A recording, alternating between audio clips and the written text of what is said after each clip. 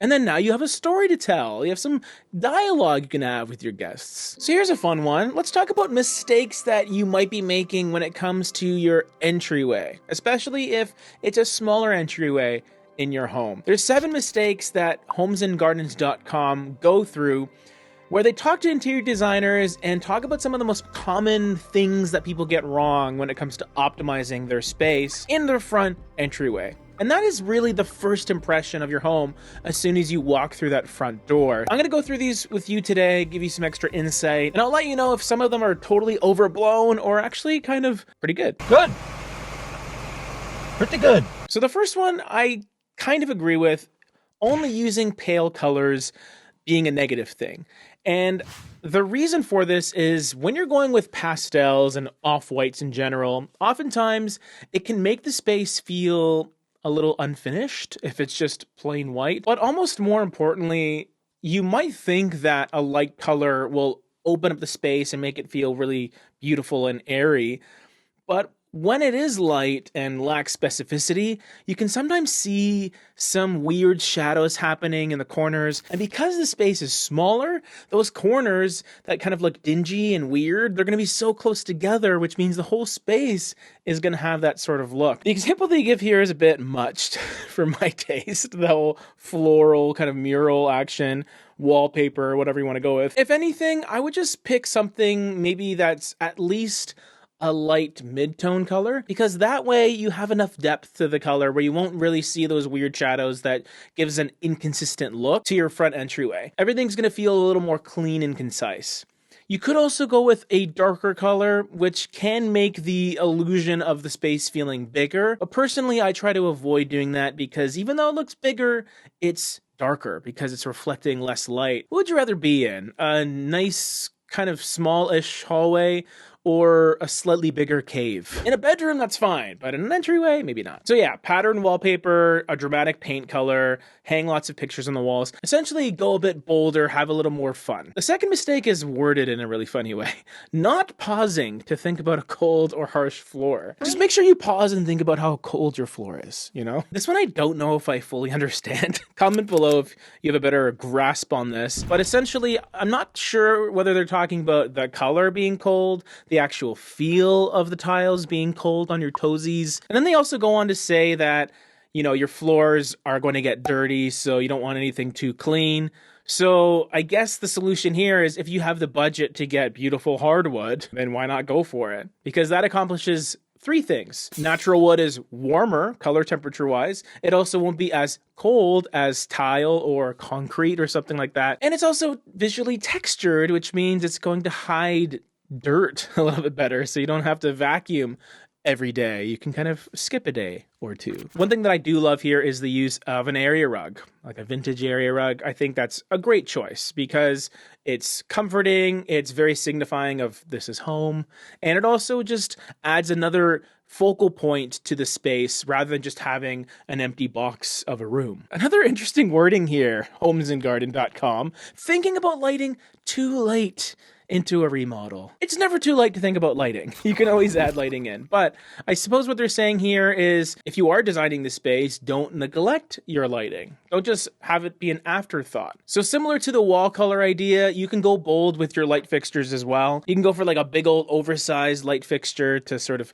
capture your attention, or also asymmetry, going with uneven lighting so you can have different effects of light bouncing off of one wall and not on the other, which can sort of trick the eye into making the space feel a little more dynamic, which I think is fun. And also, I'll just touch on this too, don't forget about color temperature with your lighting. So your Kelvin values are a really, really big deal when it comes to creating a mood. For me, I think the brighter Kelvin values, your white light or even your blue leaning light, those are more conducive to the parts of your home where you want to feel engaged and stimulated and maybe creative, like workspaces. But in the areas that you maybe want a more cozy feeling, I tend to prefer warmer leaning lighting. So Kelvin values as low as like 2,700, 3,000, around there. That incandescent sort of ambery glow. That's me. That's my preference.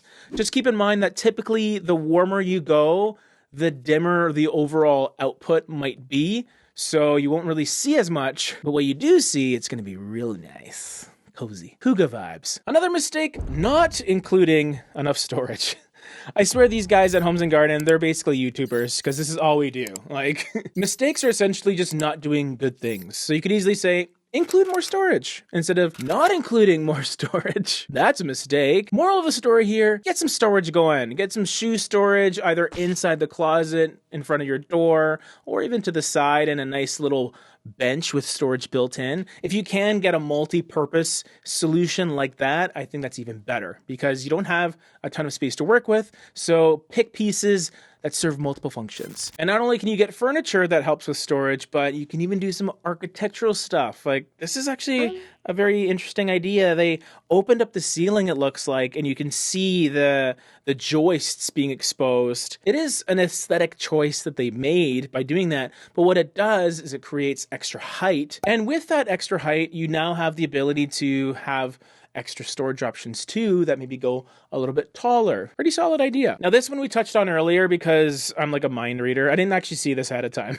Not creating points of interest. I think a huge part of this is creating those visual focal points in the form of accessories, area rugs, color, things like that. You don't want your entryway to feel like a transitory space, something that's there to just facilitate you moving to the next area. It is kind of like another room in the house. So add some aspects of it that reflect your personality that will make people want to maybe take off their shoes a little bit slower so they can take in the beauty of the vase that's on your shoe bench.